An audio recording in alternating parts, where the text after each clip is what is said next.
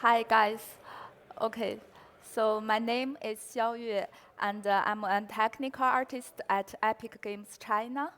And I've been with Epic for only 2.5 years. A bit of my background I want to mention here is before Epic, I spent 6 years in the VFX industry working on films and animations and specializing in physical simulations like fluids, gas, and destruction effects. And I've been testing and exploring what Niagara can offer in the physical simulation area. So here comes my topic today, advanced Niagara VFX, simulation stages, fluids, and more.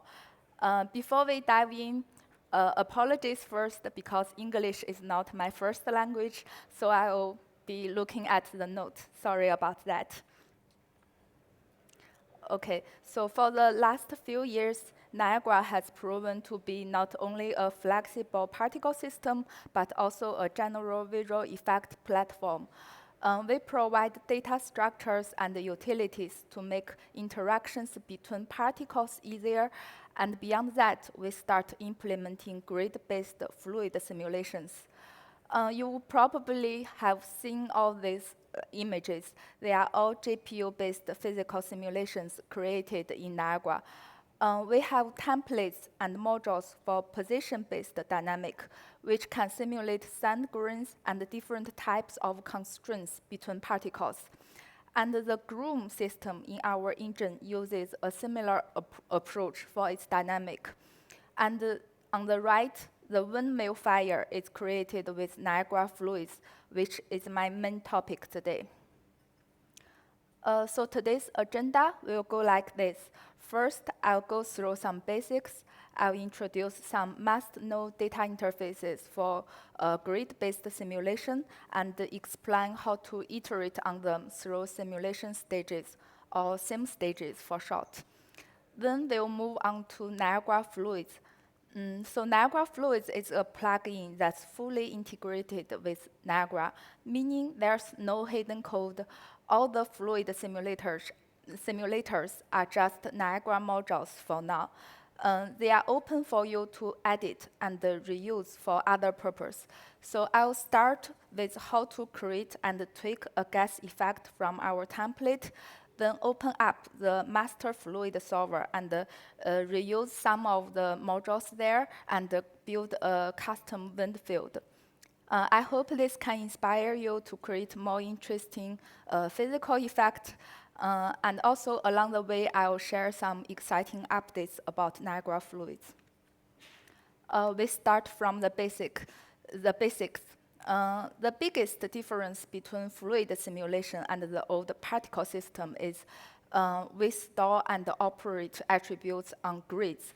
And the most commonly used grid-based data interface in Niagara is grid collection. We store various fluid attributes like density, temperature, and velocity on these grid cells, and it can be float or vector.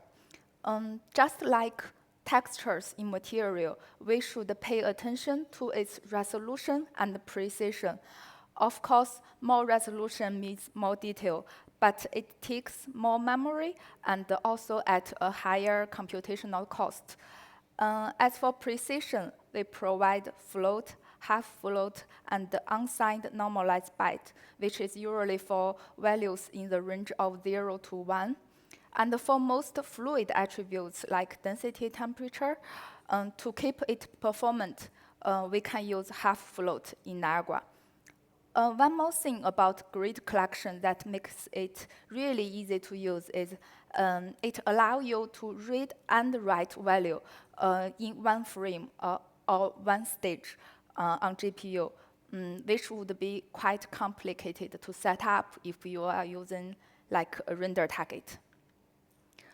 Another grid structure we used a lot in Niagara is the rasterization grid. It is for atomic operations specifically. So if you have multiple threads operating on the same cell and you want store the minimum, maximum, or just add up the value. Rasterization grid is the one to use. And finally, we also use render target a lot because that's how we send all the fluid attribute to material for rendering. Okay, let's talk about sim stages.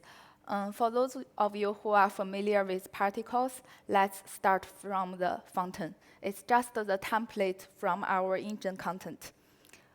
You can see in the editor, from system to emitter down to each particle, we have two default stages, spawn and update.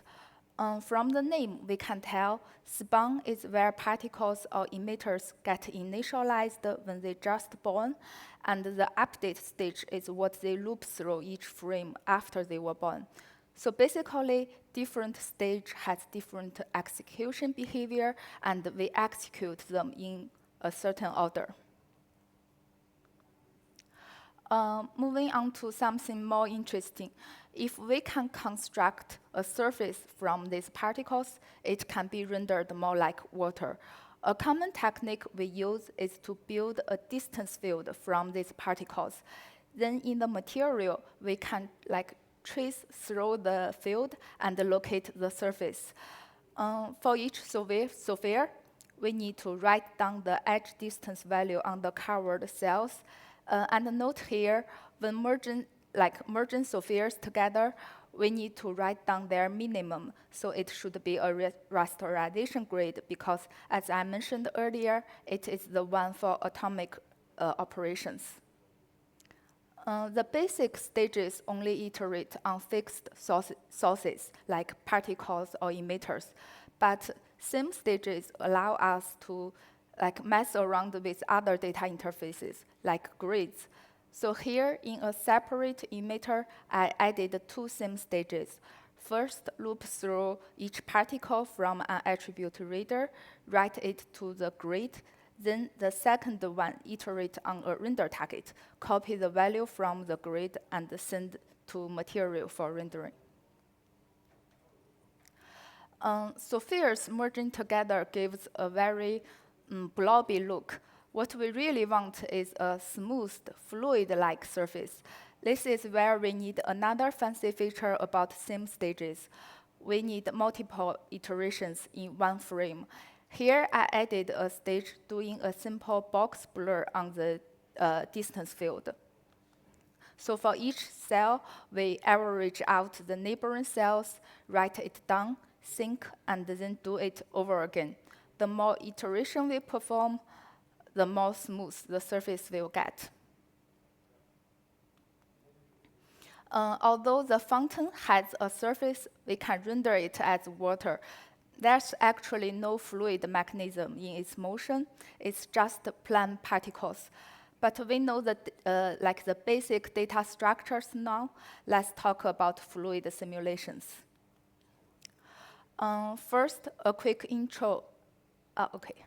First, a quick intro about Niagara Fluids. It's a toolset for creating 2D or 3D gas and liquid simulations for both real-time and cinematic use cases.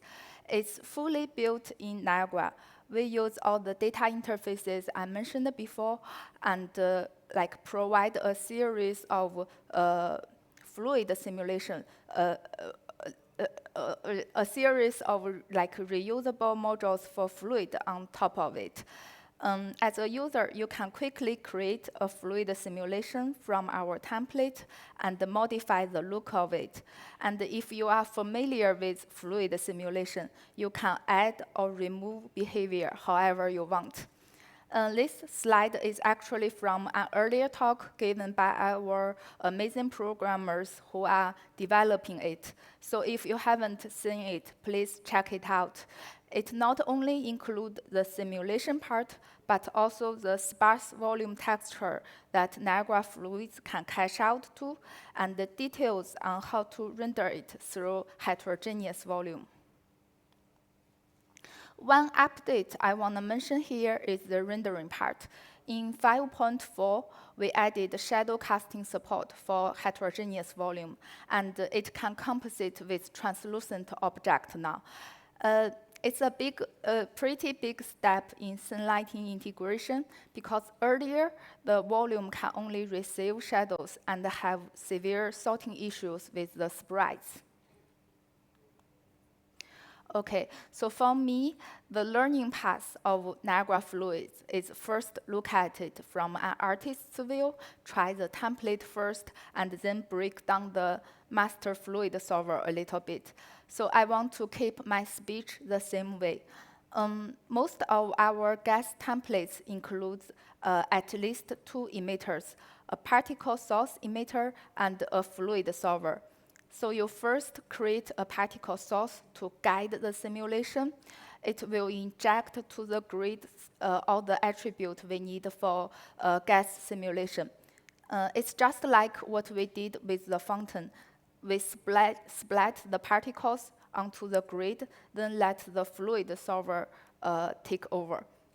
As an artist, I think you should put most of your effort into making a nice source because all the interesting swirls originate from the source.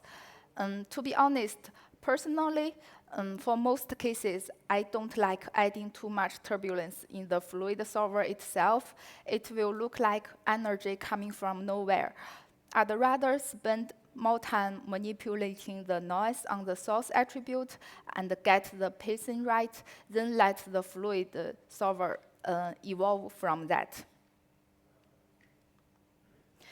Here is a little demonstration on how to build a gas effect from our template. I was using the gas simple particle source template since it's the most straightforward one. What I want to do here is to make this flame into a burst of dust. So I added a new source, a directional burst. It also needs to be simulated on GPU. And I increase the spawn count here to make the source less blobby. And we need to change the source reader's name. And after that, you can see immediately the whole look changed. Then we can make some adjustment on the solver itself. Because it's a dust, I turned off the temperature and I adjust how much the source velocity I want to put in and how thick the density is. If it's a heavy dust, you can give it a little density buoyancy. Unlike the normal temperature-based buoyancy, which is pointing up, the density buoyancy is pointing down and masked by density. Once you are satisfied with the motion, you can move on to the rendering part. And here I'm just modify the smoke color, the transmission, and so on. And also I turned on shadow casting, which noticeably will improve the visual fidelity.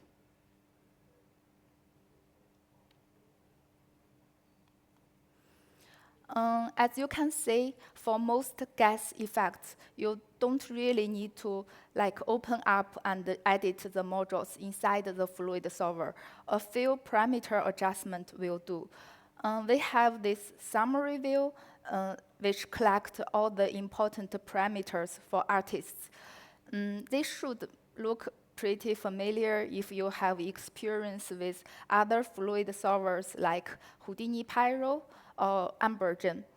And we have a series of tutorials in our community explaining all these parameters in depth. I highly recommend you to check them out. You'll know how to set up different types of gases, from a campfire to an explosion.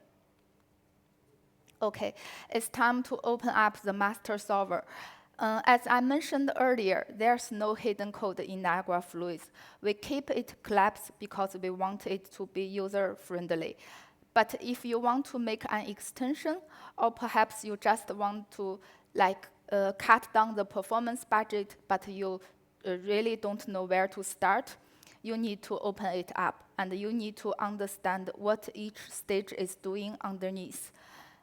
Before we break it down, first I want to mention two important properties of fluid dynamics. So the first one is divergence. We solve fluid under the assumption that it is incompressible, meaning its overall volume won't change. So divergence is exactly how we measure the volume loss and gain in a velocity field. If it's negative, it means the gas tends to flow into the cell, so it disappears in that area. There's a net loss. And if it's positive, it means the gas tends to flow out of it, indicating there is a net gain in its volume. So the pressure solve and the projection stage are where we balance out all these like incomings and outgoings of each cell. They build a pressure field to contradict these imbalances. If we have enough pressure solver iterations, we'll get a velocity field with zero divergence. And it is often after these stages we get the swirly motions we want for a fluid. Intuitively, you can view the divergence as a scaling factor of the velocity field. So a zero divergence field can have swirls and translations, but never scaling.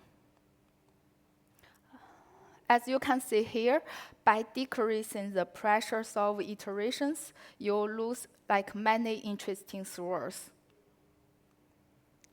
And if it's a water simulation, you can see a significant volume loss at low iterations. So this parameter is really our trade-off between accuracy and speed. Okay, another important property of fluid velocity is its curl. It measures how much the fluid tends to rotate around a point. In our fluid solver, we include a vorticity confinement force. You can think of it as a compensation force. Its direction is exactly around the velocity's curl, and it is very useful if you want to amplify the swirly motion in your simulation. The dust may not be a perfect example for it, but maybe you can see the difference in the debug wheel and drawing the velocities. There are more vertices on the right with vorticity confinement on. Okay, now we've covered what I think is the most unique and challenging part of fluid solving. Let's briefly go through the main steps in the solver. First is the initializing part. We add all the fluid attributes we need and set their initial values at the first frame. So here, I listed all the grids we use in the master solver. Each grid can have different resolution or precision. You can check each stage later on to see which grid it operates on. After the initialization, down below is the main solver step. We update each frame. First, we have the pre-sim velocity stage. This is where we collect all the collision informations and integrate all the external forces like buoyancy, gravity, wind, and turbulence. Then comes the sourcing stage. Actually, it is separated in two. First, we split our source particles into a raster grid to get a volume representation of the source. Then in the sourcing stage, we combine it with the scalar grid and the sim grid, which is where we actually store the fluid attributes. Usually, we mask the source by the boundary or by the collision, and it is why the sourcing happens after the pre-sim. Now we have a velocity grid with all the external forces integrated, and we know the boundary it should collide. We can calculate the pressure, make it divergence-free, like I talked earlier. After that, we can use this perfect velocity grid to advect other attributes we need for rendering, like density, temperature, or color. And we also need to advect velocity itself, and it actually happens before the pressure solve. Note here on the advection module, there's a parameter I want to mention, which is the interpolation type. It's kind of another like minor trade-off between accuracy and speed, because it defines the order of accuracy when we advect attribute inside our grid. The cubic one is more costly because it means more sampling and more math involved. But compared to the linear one, it will preserve more details, and you won't see the smoke smearing out too quickly. Finally, we output the attribute we need for rendering in the post-sim stage, and we are done now. I hope you get like a general understanding of the gas solver, and let's do a little customization. So the wind field implementation is frequently asked from our licenses in China, and here is a quick proof of concept. You've probably seen like similar effects in games like God of War or other console games. The wind itself is not actually visible. It's all about advecting and driving other objects in the world, such as particles, smoke sprays, leaves, and foliage. So the Niagara system doing the simulation, it doesn't render anything. It just output a vector field for other systems. And this vector field is following the player, since we can't simulate the whole thing with like a gigantic grid. We focus on area around the player and concentrate on how does the character's motion interact with the wind. We know Niagara is great at communication. We can easily read other actors' information and collect word collisions. And here I also communicate with the physics field, which I'll talk about later. So on the gameplay side, we can easily modify and guide the wind direction. And on the GPU side, we utilize the fluid simulators from Niagara Fluids and spread the wind energy around and create like nice swirly wind motions.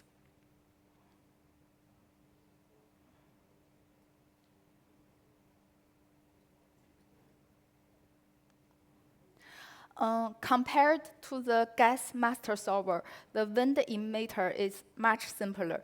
I got rid of the density, temperature, and the particle sourcing grid, and focus on the velocity only.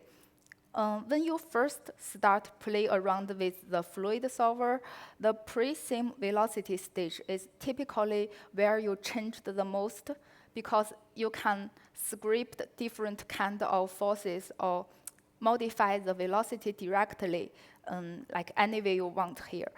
I'll talk about what I've done in this stage later on. I also added 2 stages here. The relocate grid stage resamples velocity each frame after the grid's position is updated following the player. And the diffusion stage blurs the wind velocity, help it spread around more. Step by step, let's first look at the relocate grid stage. Although the system moves with the player, the simulation needs to be in world space. We can't carry the velocity over, so we need to resample the velocity grid based on the player's translation. The default get fluid attribute module in Niagara Fluids has an option. It does exactly what I said. But the downside is resampling the velocity grid will introduce some interpolation error. A little optimization I've done here is I set the system to following the player in a grid snapping way. So it it will allow us to get the value directly instead of resampling. So this approach will help maintain the accuracy.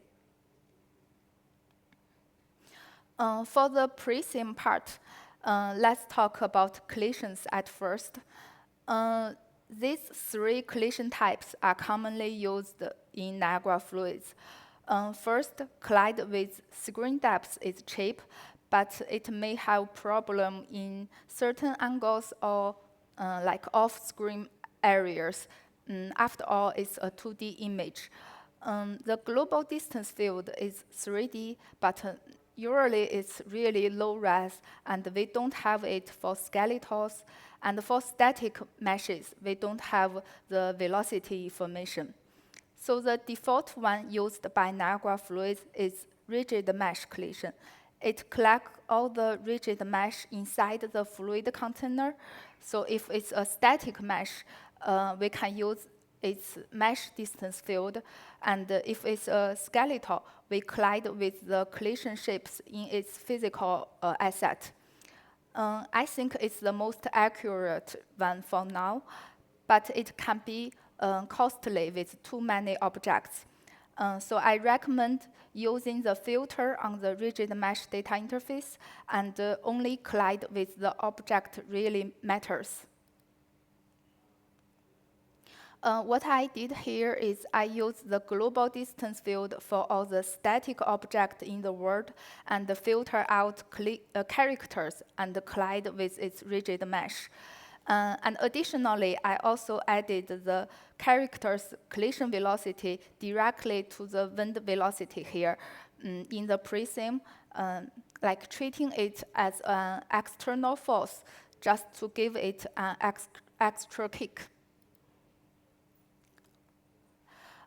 Besides being influenced by characters, wind often serves as a guiding factor in many games, participating in the gameplay logic.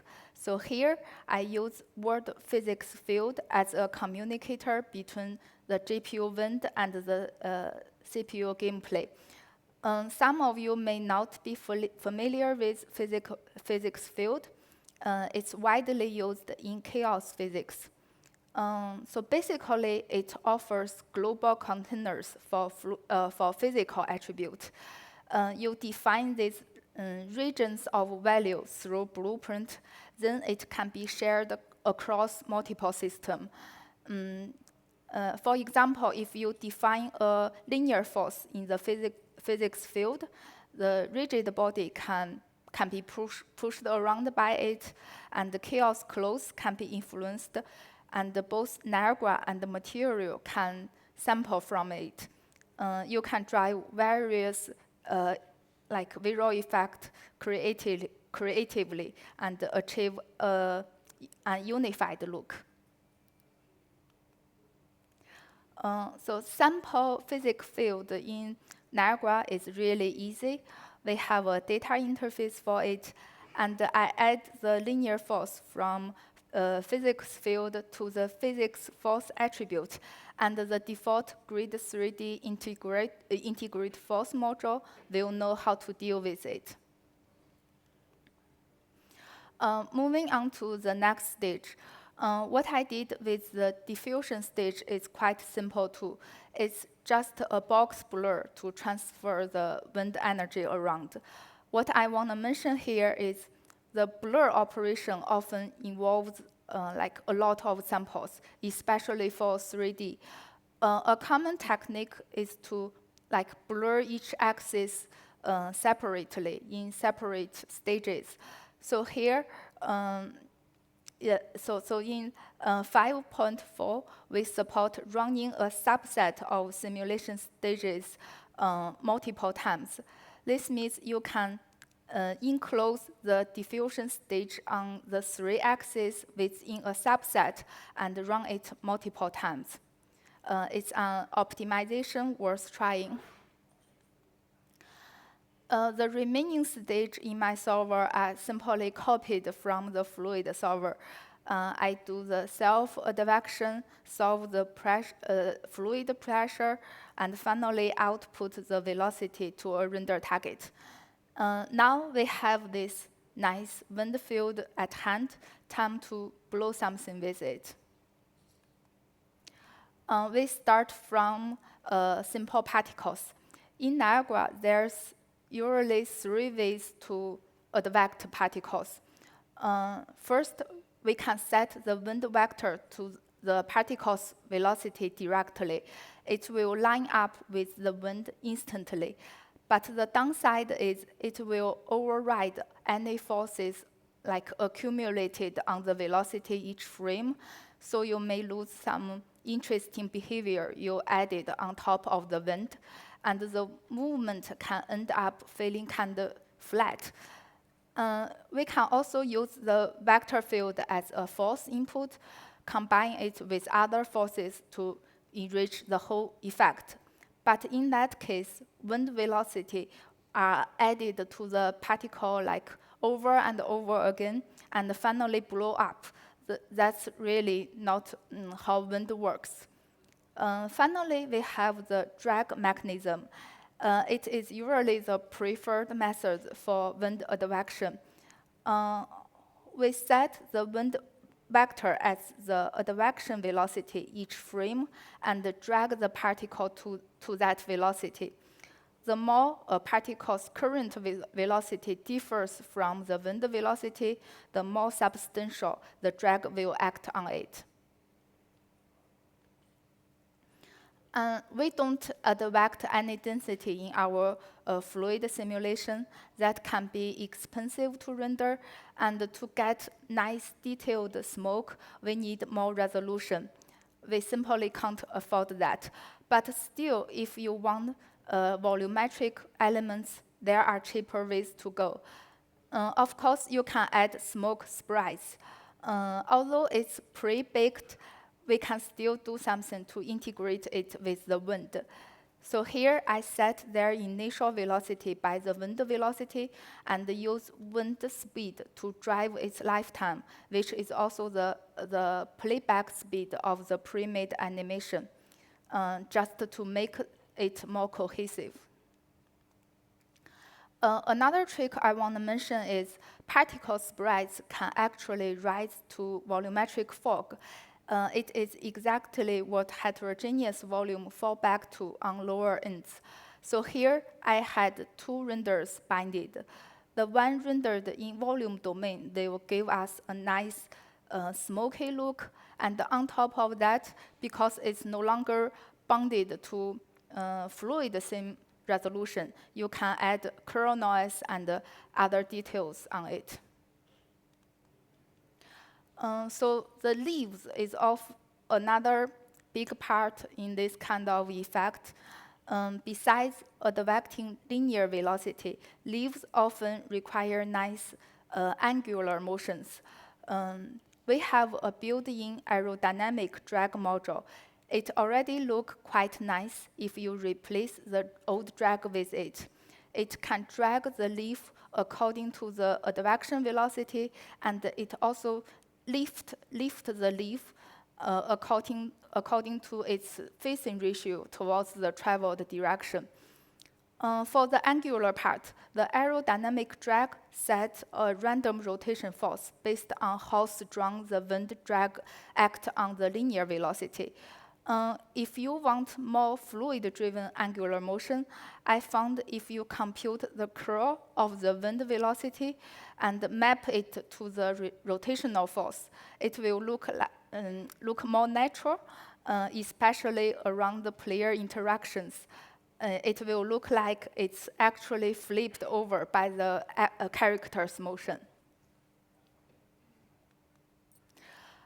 For foliage interaction, there's really nothing fancy here. It's just world position offset.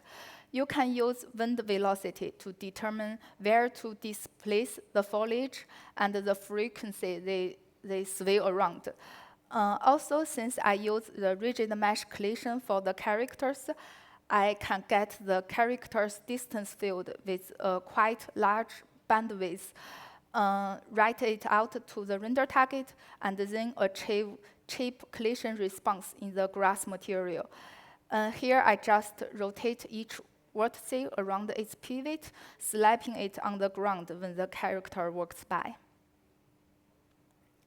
Okay, that's all for the custom wind field. If I'm not explaining myself clear, please ask me anything after. I'll be at the dev launch, I believe.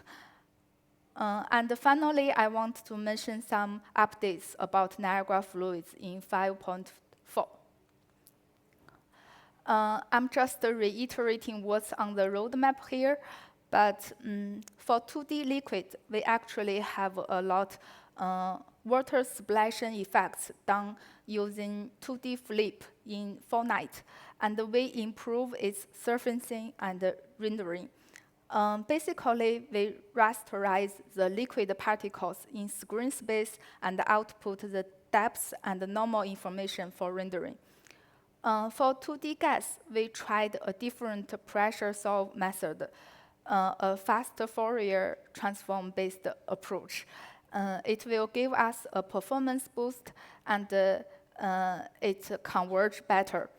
Additionally, we add cache support for 2D gas.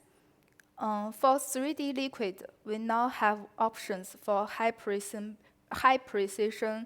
boundary conditions. It utilizes the sign distance field to get more precise collisions.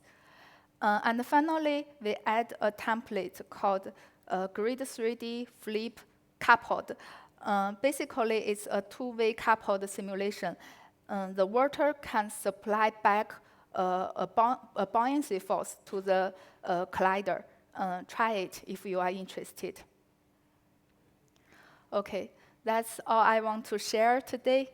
If you have any questions, please ask me.